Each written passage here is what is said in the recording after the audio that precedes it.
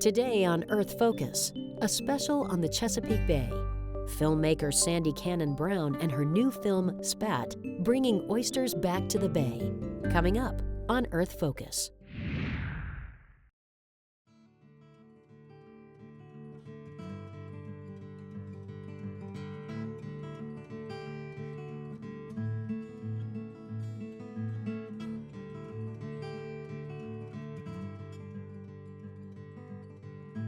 My husband Omer and I have lived at least part-time on a tributary of the bay for about 30 years. So I love cruising on the bay. I sail on the bay. And I love discovering all the things that the bay has to offer. It's my backyard, it's my playground, so it's personal to me. Despite all sorts of efforts and legislations and good intentions, the bay is still dying. In fact, on our dock, I was just noting yesterday when I went out and looked down, we have a dead zone right at our dock. There's nothing growing there. When most people think about the oyster, they know the stories of the oystermen. They know the story of the watermen and all of their problems over the years. But they don't know so much about the ecological value of the oyster. It's a great filter of the bay. It's responsible in some ways for the health of the bay. And one of the most interesting things to me was that an oyster can filter 50 gallons of water a day. And what it actually means is that the oysters eat algae. And when you get too much algae, it smothers the oysters, it keeps out the sunlight, you can't do photosynthesis. And if we can support the ecological value of the oyster as much as the consumer value, we're doing a great service to the bay.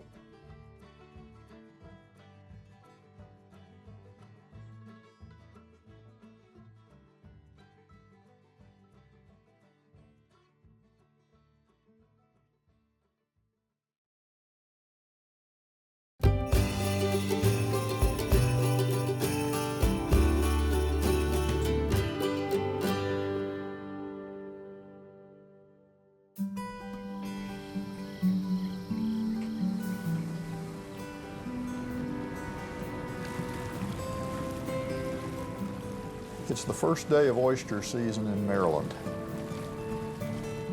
and the tongers are out in full force in Broad Creek, a tributary of the Eastern Shore's largest river, the mighty Choptank. Hand tonging is a traditional method of harvest. It takes somebody who is tough and has a great love of the water to do it. They enjoy being who they are, what they are, where they are, and doing what they're doing. It's a pretty good way to spend your life. You get up early, you get to see things that people that work in offices don't ever see. You feel self-rewarded. You know, it's good. It's good. You're your own boss, and you can go when you want, quit when you want, start when you want. If I had to start all over again, I'll probably do the exact same thing. Well, Kurt's right that he's his own boss, within the limitations imposed by the state of Maryland. He can fish for oysters from October 1st through March 31st, from sunrise until 3 p.m., except in January, when he can tong oysters until sunset, which is not much later than 3. He's limited to 15 bushels per day per person, or 30 bushels per boat, and the oysters he catches have to be at least 3 inches. While the hand tongers work the shallower waters of Broad Creek, divers and patent tongers with hydraulic controls and larger rakes search for oysters in deeper waters. In November, the power dredgers join the tongers for the rest of the season and are bound by even stricter regulations. Dredgers include the few remaining skipjacks that once filled the bay. Under sail, skipjacks can haul in 150 bushels per boat, but if they use motorized push boats, which most working skipjacks do, they can only dredge oysters 2 days a week. And the draw of being a waterman was that big day. And that's been taken away through regulations, and it's very difficult. It's a lot more regulations, a lot less profit in the business. a lot less opportunity to have big days. They're very regulated. No matter if you're able to catch $1,000 worth of oysters, where you could do that in the past. You're scheduled, you're going to make $300 at the best, no matter how hard you work. You're stopped at $300. There's been a long history of tension between watermen and state government over fishery management and regulation. Why? Because watermen want to fish, and the state wants to save the Chesapeake oyster from extinction. It's a complicated situation. They put new restrictions on everything just about every time you go out, every year, you know, and they probably don't want us out there, to be honest with you. As watermen tong Broad Creek, millions of oysters remain off limits in the next tributary, Harris Creek. One of the key strategies for expanding the bay's oyster population was to establish and protect a network of contiguous oyster sanctuaries throughout Chesapeake Bay.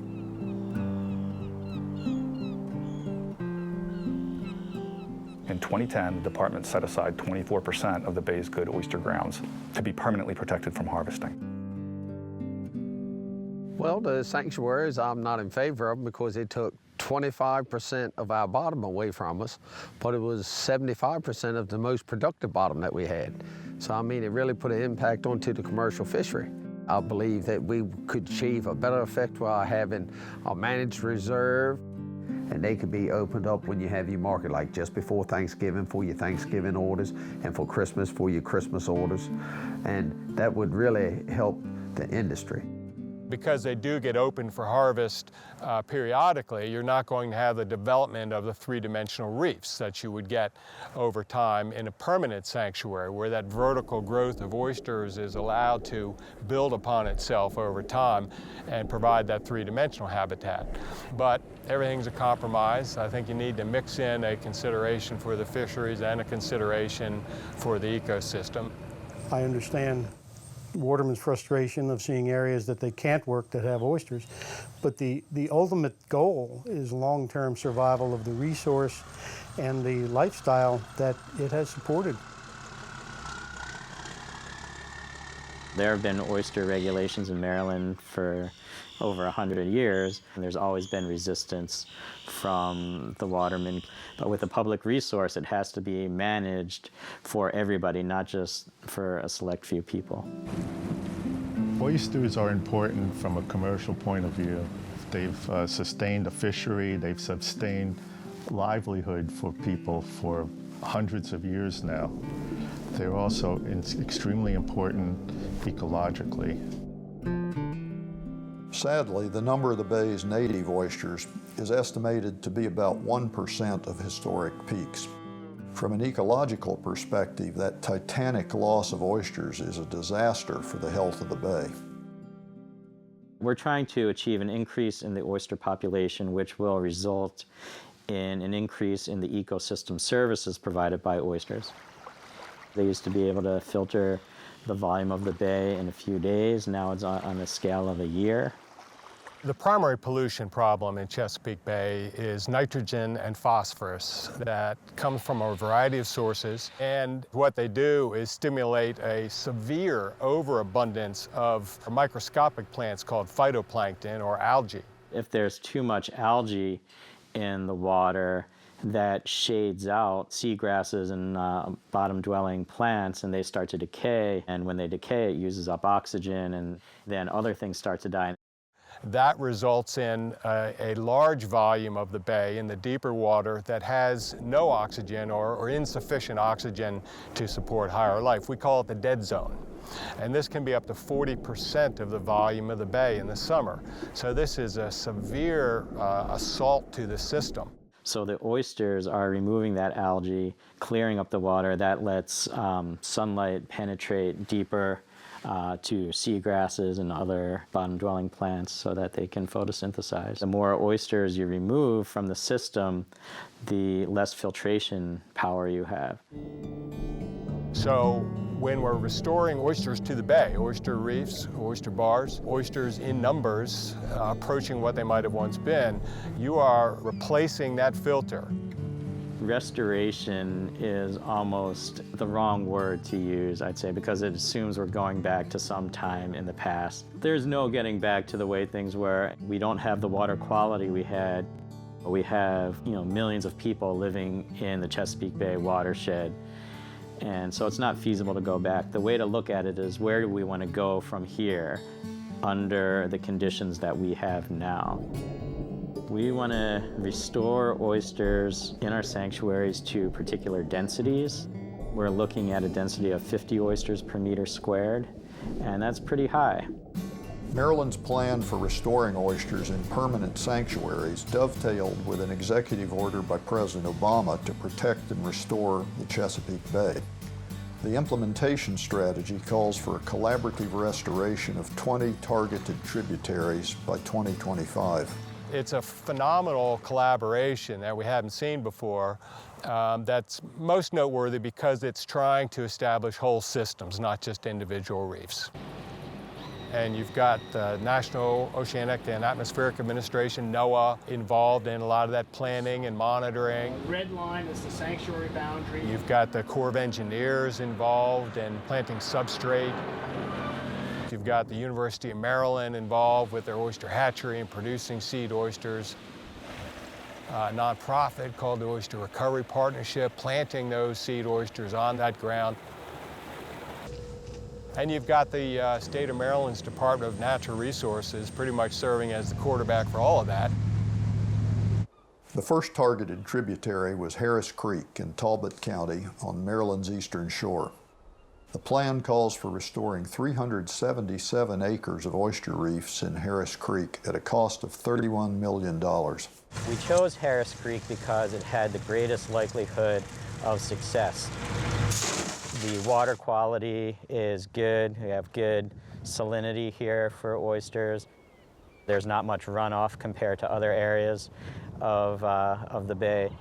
It's a different approach than we've been taking in the past, having these small scattered projects, have one very large project. And so we took all the production from the hatchery this year that was going to go to ecological restoration, and we put it all in Harris Creek to try and jumpstart the population here. This past year, the partnership was able to produce 1.2 billion oyster spat, which I'm not aware of any oyster hatchery for this species of oyster that's ever been able to do that in a single season. So we're pretty proud of that. Maryland DNR brings the shell here. It's aged for a year so that the organic matter can rot off of it. It's then washed and containerized by the Oyster Recovery Partnership. It's put in our setting tanks, and we add hatchery-produced larvae to them, and we let the spat set on those shells. These are some hatchery plantings that were put out 2 years ago, and you can see how much they've grown in 2 years. And you can see on this cluster the mussels we have growing here, the barnacles. It provides habitat for a number of different species that are growing on the shells. These oysters were dredged from Harris Creek as part of the 2013 Fall Survey of Oysters. 62, 61. This year we visited over 260 bars and took well over 300 samples. What we found in the fall survey is tremendously encouraging. At least in certain areas of the bay, oysters seem to be thriving. From the survey, Mitch Tarnowski and his team create a biomass index based on oyster abundance and weight. The biomass index has increased to a point where it's the highest in the 23 years that we've been measuring this. That's great news for the watermen as well as the bay. Watermen were expected to see their best season in 3 decades based on the first 2 months of the 2013-2014 season. Harvests were estimated to be as high as 500,000 bushels, although the cold and icy winter may put a chill on expectations. 500,000 bushels is a lot of oysters, but still a drop in the bay compared to harvests before 1980. So what happened to the oysters? When you look at the chart of diminishing harvests, it's easy to assign blame to watermen for overfishing. And no doubt there was a gold rush on oysters for centuries. But it took more than overfishing to cause the flat line that defines a dying resource in the first decade of this century. We weren't overfished because what happened was when the disease came in and killed the oysters that we had, it wiped it out. Two protozoan parasites are major pathogens of oysters in Chesapeake Bay waters. One pathogen causes a disease known as dermo disease, and the other pathogen causes a disease known as MSX disease. Thomas Rock? The first time that oyster disease really became a big deal in the region was in 1959 when we had this explosion of MSX activity. That was the first time disease decimated oyster harvests in modern times. But it wasn't the last, and it wasn't the worst. Oyster mortalities from both MSX and dermo disease occur in Chesapeake Bay during drought years when water salinities are elevated. You have a drought, I pretty much bet my life on it, me and a lot of other people. If you have a drought for 2 or 3 years and the water gets salty, I bet they die. We've seen it too many times. The most recent period of high mortalities from both diseases occurred during a 4-year drought between 1999 to 2002. During that time, we saw the highest levels of both MSX and dermo disease in Maryland waters on record, and we also saw the highest levels of non-fishing mortalities by Maryland Chesapeake Bay oyster. The reason we use the rectum is because that's where you usually see the first signs of dermo disease. Fortunately, the levels of disease detected in current populations of oysters are relatively low. During the full survey, we go to 43 bars, which are disease monitoring bars. This year, we found that disease has been at an extremely low level once again. Just put them there and... Unfortunately, there is no real prevention or cure for these diseases. They could come back at any time and wipe out substantial numbers of oysters in the public fishery and in the sanctuaries. 98.6. The spat that we produce in the hatchery here in these tanks is grown in such a way that it doesn't leave here with any disease in it. When you move the seed oysters from a wild site to another site, you're not only moving the oysters, you're moving the parasites that cause oyster disease with it. Our oysters do not carry any of those parasites with them. They're not magic super oysters, but at least we've started them out with a better situation. Disease-free baby oysters may be more resistant to MSX and dermo, but they're not immune. Most adult oysters carry some level of disease. There's no way to create a wild oyster that is going to be entirely free of these diseases. What we need to do is think about management strategies where we will promote the development of natural resistance to these diseases. Designing sanctuaries, setting aside areas where the oysters can basically work things out with the parasites with minimal human interference. Maryland has one of the most substantial oyster restoration programs in the world, and they deal primarily simply with the Maryland portion of the bay. Virginia's answer has been to go into oyster aquaculture. So Maryland and Virginia have two different approaches, although Maryland is now also getting interested in the aquaculture aspect of it. 99% of the oyster product that comes out in the world is from cultivating oysters, not from fishing them in a natural sense. Here, of course, it's, we're still just making the transition from fishery to aquaculture. Maryland is very late in getting into this game, primarily because the state of Maryland was very protective of the watermen's traditions and the heritage. The new lease laws were changed in 2010, and the state of Maryland began accepting new lease applications. About 50% of the applications were from watermen, and that continues to this day. One being Robert T. Brown, who is the current president of the Watermen Association in Maryland. Aquaculture, it's a number of people who have started into it. It's a way where we can keep oysters on the market It's a way that we help put more oysters into the bays and the rivers to help filter the water. It's a good program. Scold up a load of these freshly picked up oysters, Maryland's finest. If we want to eat oysters, we should grow them like we do everything else that we eat. There we go. We don't go out and hunt and gather anymore because there's very few resources that can sustain hunting and gathering anymore, and oysters is no exception. And the natural resource probably should be left for its ecological value where it belongs. These are farm fields that we're trying to get going, underwater farm fields. And farming is a good industry. Eric Wisner and his uncle Mike Lindeman have about 360 acres of leased bottom in the Nanticoke River.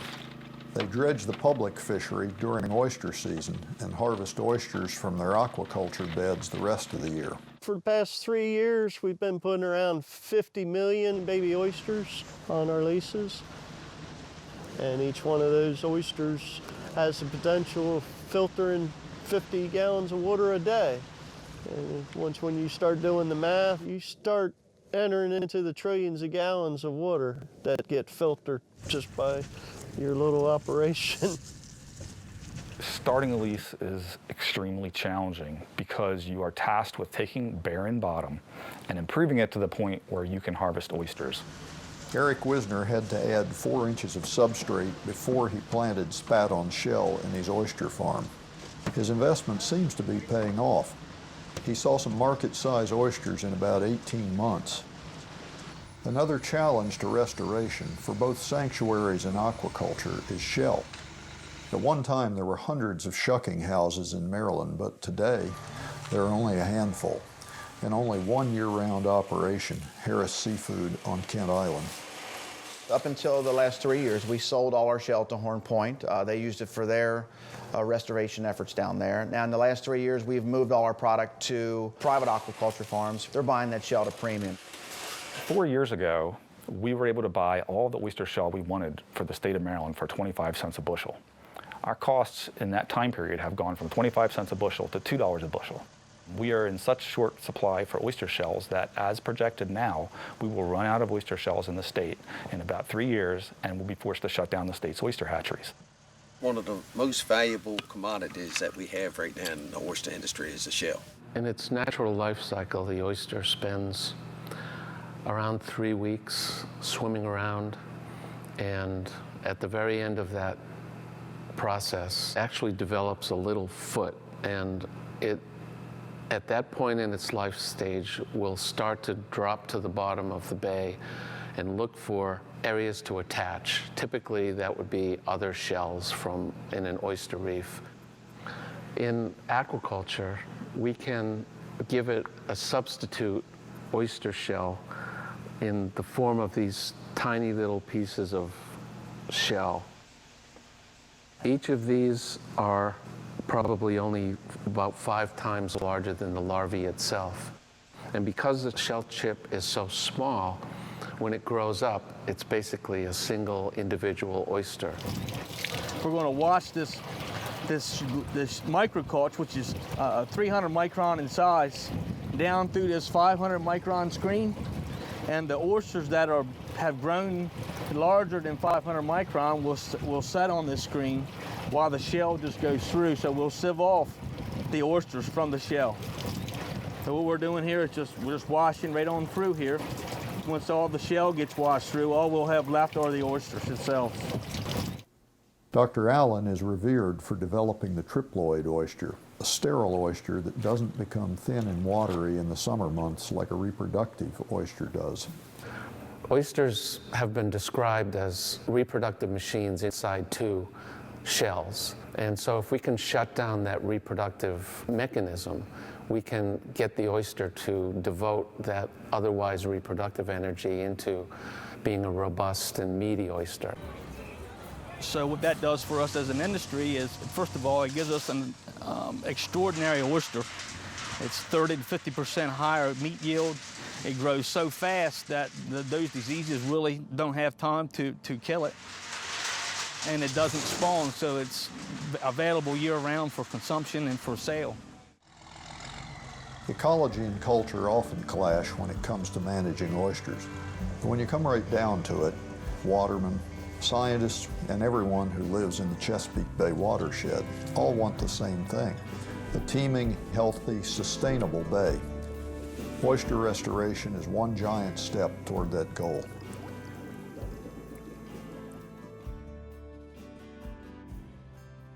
Spat is the title of my film, and that's appropriate for my film because there certainly is a spat between the watermen and the scientists on how we manage oysters. The watermen want to fish to earn a living. The scientists, on the other hand, are very dedicated to bringing back the oysters on the bay. We want to support the watermen, and we want to support aquaculture, and we want everybody to love oysters, because the more they love oysters, they'll care about them, and they'll care about the bay and want to know more about how we can protect them. I guess what I was trying to say in this film was that everything we do on the bay, everything we eat, everything we harvest has a purpose. And I want this bay to be healthy, I want it to be teeming with life, and I want it to be welcoming and there forever for many generations.